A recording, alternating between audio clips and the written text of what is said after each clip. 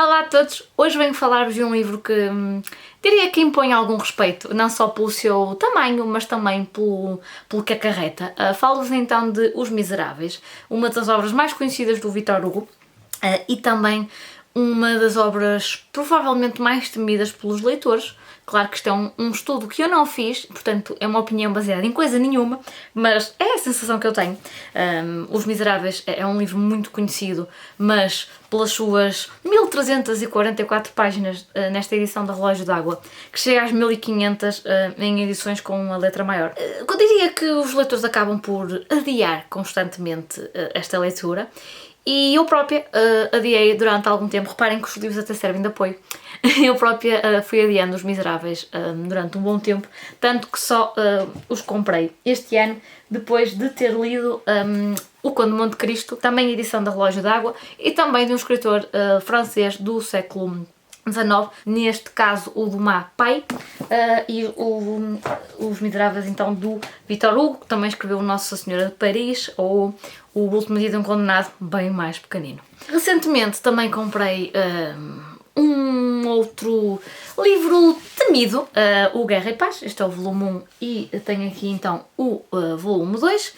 E já tinha gostado do Conde de Monte Cristo na edição da Relógio d'Água. Pronto, a lombada depois acaba efetivamente por quebrar, ficar aqui com marcas, mas eu até acho piada porque percebe-se logo que foi um livro lido e lido até ao fim, porque realmente quebra a lombada praticamente toda.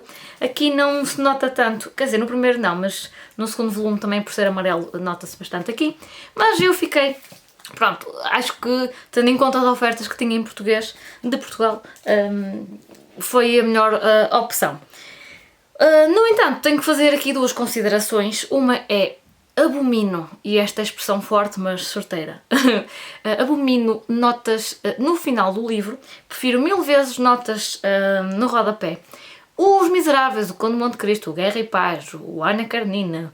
Qualquer clássico acaba por ter muitas notas, muitas delas, não diria fundamentais, mas bastante importantes para a leitura da obra, e não é prático nestes volumes enormes andar de um lado para o outro à procura do número correspondente.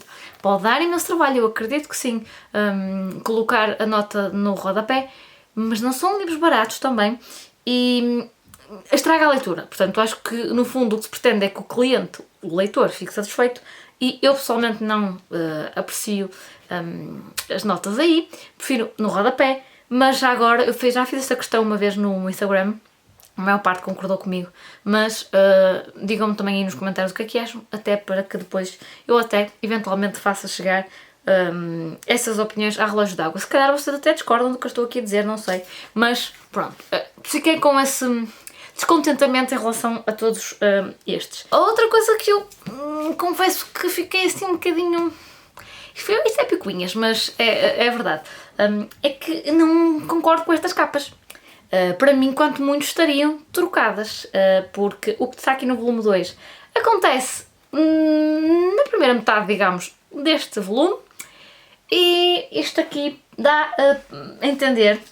Ok, pode remeter para uma parte considerável do segundo volume. A mim faz-me lembrar a Revolução Francesa, embora este livro, e isto fique bem claro, não se passa na Revolução Francesa.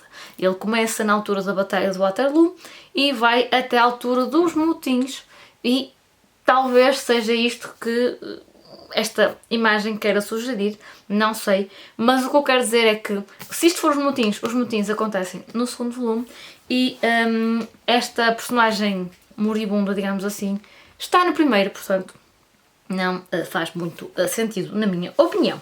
Mas quem sou eu? Enfim, Os Miseráveis, e tal como no meu vídeo da opinião do Conde de Monte Cristo, eu não vou fazer aqui uma sinopse alargada dos Miseráveis porque acho que se eu disser muito, se bem que eu nunca vou conseguir contar 1300 páginas, não é?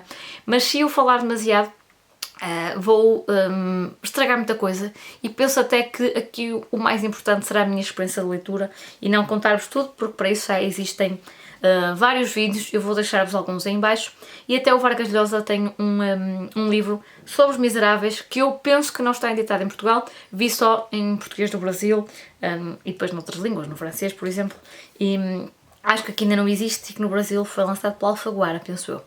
Mas enfim, há muita coisa sobre a história dos Miseráveis, sobre recursos estilísticos, sobre as mil e uma teorias literárias, pronto. Eu não vou por aí. Aquilo que eu vos quero dizer sobre a história dos Miseráveis é apenas isto. O título diz tudo. Em 1300, 1400 páginas, o que temos é diferentes tipos de miséria. Temos o pobre, ok? O vagabundo, o órfão que vive nas ruas, temos o pobre de espírito, temos o polícia corrupto, o político ainda mais corrupto, temos as pessoas desprovidas de moral, portanto a miséria também nesse sentido, todos os tipos de miséria, as prostitutas, olhem, os doentes, tudo que vocês possam imaginar, os azarentos, olhem, enfim, o foco deste livro, portanto, não é a classe média alta, é muito focado na desgraça. Por isso, não há muito mais que eu possa dizer sobre isto. Passa-se no século XIX, sobretudo em Paris, e ali, diria que arredores, eventualmente. É um livro que o Victor Hugo, eu acho que nesta altura, embora agora nos pareça um pouco descontextualizado só em alguns aspectos, naquela altura eu calculo que tenha sido uma mensagem bastante poderosa, porque ele, com uma certa elegância, com uma certa classe, ele diz tudo o que tem a dizer. Ele fez muitíssimo bem o trabalho de casa. Temos aqui, eu diria que a personagem principal, embora nem toda a gente concorde, seja o Jean Valjean, que está logo no início do livro com alguém que é preso por roubar um pedaço de pão para, penso que um sobrinho, uma criança, nem sequer foi para ele. Começa por aí, através do Jean Valjean vamos conhecendo outras personagens ao longo deste período temporal, portanto, mais ou menos entre a Batalha de Waterloo e os motins de 1832. A Revolução Francesa foi entre 1789 e 1799 e Waterloo 1815 e os motins foram em 1832. Portanto, 1815, 1832 é o período temporal aqui focado nos Miseráveis. Aliás, eu digo sempre nos Miseráveis, mas isto é um livro, no Os Miseráveis, mas vocês vão acabar por me perdoar por falar sempre no plural. O Victor Hugo, através do Jean Valjean, então destes múltiplos encontros em diferentes circunstâncias, vai mandando as suas farpas, apesar de o Victor Hugo ser bastante religioso e se notar muito isso no livro. O Jean Valjean é quase uma espécie de Jesus Cristo celibatário e pronto, depois a vida dele vai se transformando e eu acho que seria aqui o papel do mártir, seria o Jean Valjean. O Victor Hugo acaba por, no fundo, não poupar ninguém. Ele era, como vos disse, religioso, mas não poupa a igreja, por exemplo. O que ele tem a mostrar, até porque ele era um ativista dos direitos humanos, ele mete o dedo na ferida e faz aquilo de uma forma exímia. Qual é que é o problema dos Miseráveis, que não era, por exemplo, o Conde de Monte Cristo? Porque com a obra do Dumas havia sempre alguma coisa a acontecer.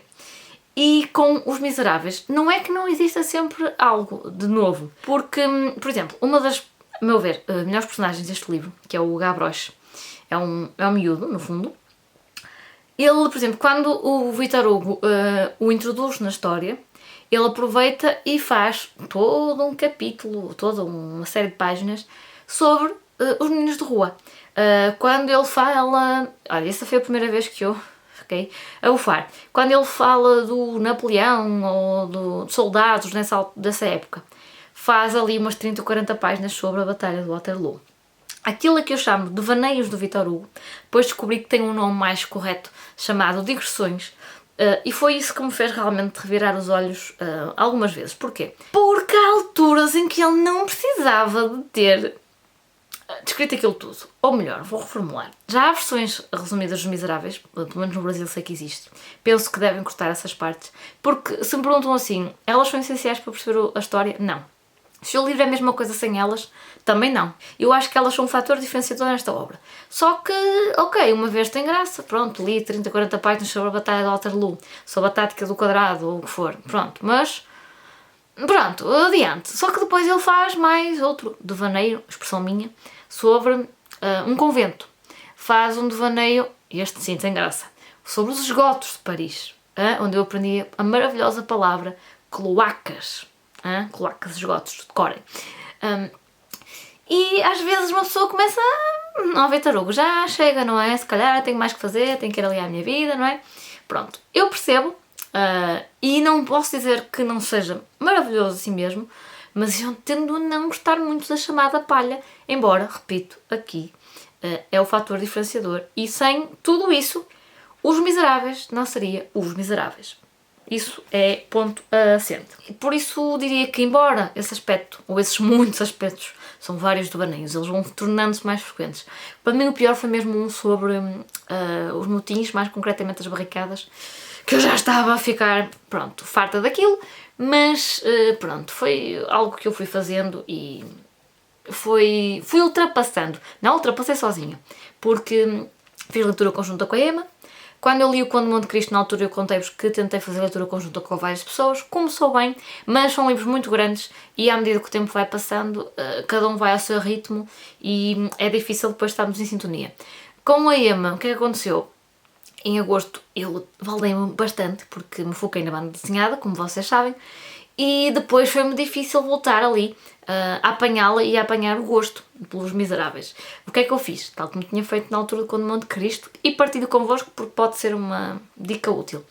Quando eu achei que estava a ficar um bocado perdida na história, porque realmente também tem várias personagens, como devem calcular, e as personagens não estão sempre pelo mesmo nome, elas ora são tratadas pelo nome próprio, pelo sobrenome, pela profissão, pelo nome que são conhecidas, que até nem é o nome delas, por isso às vezes diz aqui um bocadinho de quase de um mapa mental, não é? Quando eu vi que estava a ficar um bocado perdida, o que eu fiz foi começar a ver um musical, penso eu que foi a última adaptação ao cinema, dos Miseráveis. Mais uma vez, odeio musicais. E esse tira-me do sério porque é musical constante, não é só musiquinhas de vez em quando, mas pronto. Era a adaptação mais recente e eu quis ver esse. Ainda não o terminei, porque eu acabei o livro esta noite. Sim, eu fiquei a ler até, sei lá que horas, porque queria acabar. Foram 3 meses.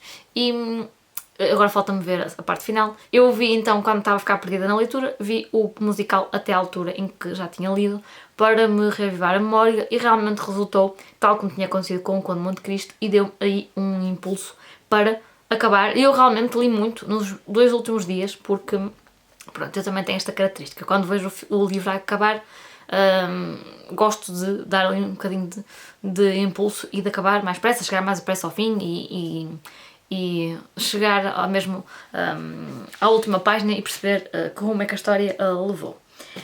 Mas, enfim, outra coisa que para mim contou com um ponto menos positivo, mas depois percebi também que na época era comum, é que existem imensas coincidências neste livro. E depois até fui ver, para vocês verem como eu sou picuinhas em muitos aspectos, não é só em relação à capa dos livros.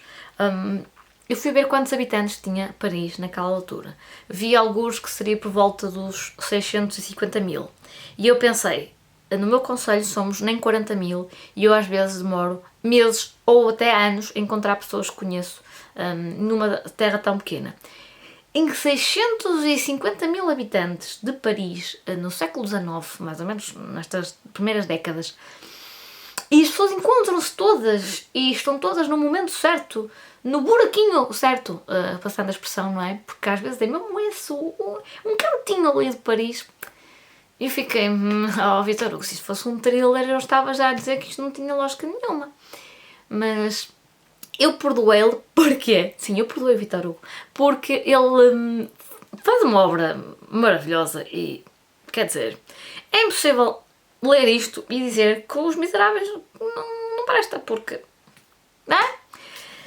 Enfim, é um dos melhores livros que eu já li, se não o melhor. Confesso que o Conde de Monte Cristo foi mais fácil de ler, porque está sempre a acontecer alguma coisa. Os protagonistas são antagónicos, não têm nada que ver um com o outro, mesmo, de todo, água e azeite, não se misturam sequer. Mas Os Miseráveis, mesmo com todas estas digressões do Vitor Hugo, mesmo com inúmeras coincidências, é um livro que me fez sorrir e rir. É um livro que me fez chorar, é um livro que me fez ficar indignada com a injustiça, com os juízes precipitados. Portanto, aqui nem tudo é branco e preto, há muitos tons de cinzento. E foi uma aventura e tanto, e digo-vos também que demoramos, eu e a Emma, mais de 3 meses e uns dias, para ler esta brilhante obra, porque estivemos a lê-las com outras obras ao mesmo tempo, não é? Fomos alternando, até porque, como devem calcular, aliás, é por isso que eu não estou com os livros aqui. Cada volume é bastante pesado, não são propriamente livros fáceis de levar na mochila e ler na fila do supermercado. Reparem, isto é mesmo um apoio, não estou a gozar. E por isso mesmo, pronto, acabamos por ir intercalando, houve alturas em que estávamos mais entusiasmadas. O que eu notei é quando parávamos naquelas alturas dos tais devaneios, das digressões do Victor Hugo, depois era difícil termos vontade de pegar no livro no dia seguinte, e no seguinte, e no seguinte, e às vezes estávamos vários dias sem pegar nele. Recomendo que leiam um número razoável, porque realmente ajuda a, se todos os dias lerem, não estou a dizer 5 páginas, mas lerem umas 50, ajuda a ficar com um interesse, não é, mais presente. Falhamos nisso, se calhar, às vezes. Comecei, que era uma sugestão que eu tinha dado na altura do Conde de Monte Cristo, por escrever o nome das personagens e estava muito empenhada nisso. Depois esqueçam, às vezes o caderninho não está ao pé e eu já estava a tirar um outro tipo de notas, depois vocês vão ver onde é que eu vou usar esta minha leitura dos Miseráveis.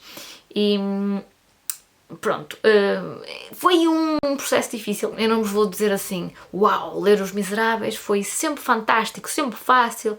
Não foi. Desanimámos algumas vezes, não por não estar a gostar da história, da escrita. Não é de todo difícil ler isto. Vão por mim. Não é uma escrita difícil. Não há assim a barreira, não é, da linguagem do século XIX para o século XXI. Mas pronto, houve alturas em que realmente não víamos o fim, não víamos a luz ao fundo do túnel e eu, pelo menos, sou daquelas pessoas que começo a cansar-me de estar com um livro há muito tempo, mas valeu, sem dúvida alguma, a experiência. O livro Os Miseráveis, no original, está dividido em 5 volumes. O que é que aconteceu com esta edição da Relógio d'Água? Dividiram mais ou menos de forma a equilibrar, não é? Não tem as 1300 e tal páginas, é uma letra não muito grande. Dividiram aquilo a meio e foi mais ou menos como ficou. Puseram metade das páginas para um volume, metade das páginas para o outro. E a divisão, confesso que me irritou ali um bocado a transição de um livro para o outro, de um volume para o outro, porque não estava a fazer muito sentido.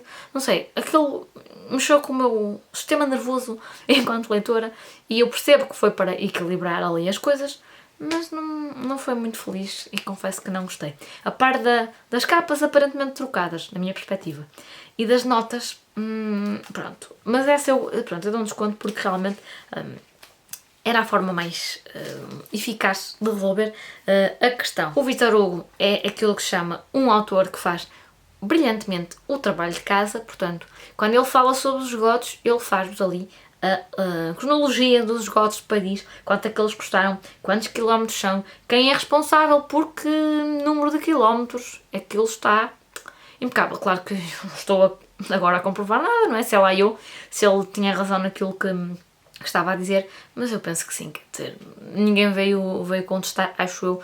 Aliás, Os Miseráveis foi aquela obra que foi lançada em vários países ao mesmo tempo, porque realmente criou-se ali um zum à volta dele, nisso, marketing atento do século XIX, e foi um livro sempre aclamado desde essa altura. Por isso, em suma, este é um livro político, não partidário, político. Falam muitas vezes do socialismo do Victor Hugo, não me parece que seja isso. Um livro social e um livro, como é que eu ia dizer, não é moralista, ele não tenta dar lições de moral. O que ele faz e ele faz-la muitas vezes diretamente para o leitor, este narrador é impecável, o que ele tenta é pôr as pessoas, principalmente as daquela época, a refletirem sobre a miséria geral em todo um país, com um foco apontado para a cidade de Paris, mas mete ali o dedo na ferida e parece olhem, os políticos deviam aprender com o Victor Hugo, irem para debates com a lição de casa estudada. E se é para levar os dados de forma a que não possam contestar e a que fique claro. Pronto, falando diretamente para as pessoas, porque elas é que vão, na sua maioria, conseguir mudar alguma coisa. Por isso, o Victor Hugo era um belo de um ativista nos direitos humanos e agora percebo muito bem porquê. Ainda bem que eu e a Emma nos metemos nesta aventura, porque, apesar de penosa, valeu bem a pena e aprendemos muito. Agora preciso assim de meia dúzia de leituras mais leves antes de passar, nomeadamente para As Mil e Uma Noites e depois para o Guerra e Paz. Meu Deus, o Guerra e Paz. Mas torçam por mim. Eu se fui capaz de ler 1200 e tal, mais 1300 e tal páginas num ano, não é? Agora, tudo parece canja, por isso façam ficas. Enfim, eu vejo-vos então num próximo vídeo. Espero não ter sido muito confusa neste. Qualquer coisa perguntem. E até lá, boas leituras e portem-se bem. Deus!